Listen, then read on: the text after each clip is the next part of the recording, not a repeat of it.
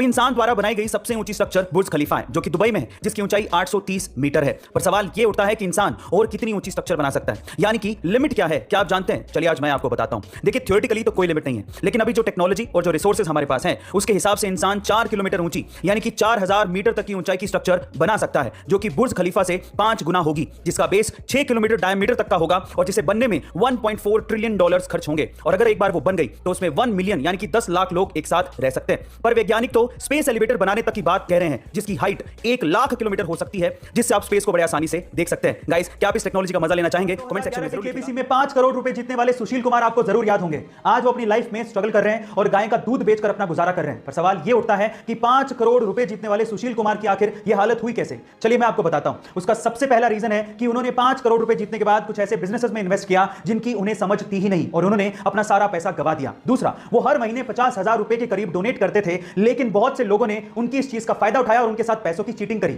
और तीसरा, उनके नए नए पैसों की वजह से बने दोस्तों ने उन्हें बुरी आदतों में ढकेल दिया और इस वजह से उनकी ये हालत हुई।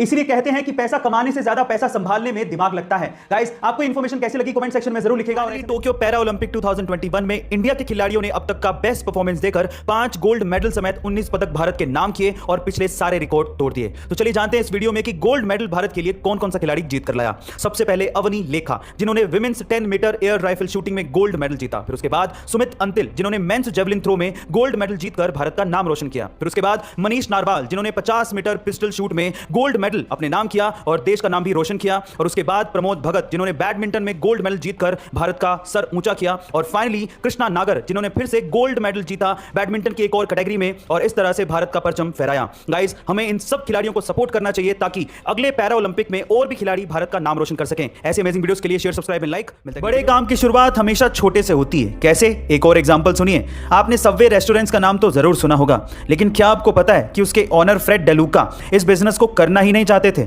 बल्कि वो तो एक डॉक्टर बनना चाहते थे, लेकिन पैसों की तंगी के कारण वो ऐसा नहीं कर पाए।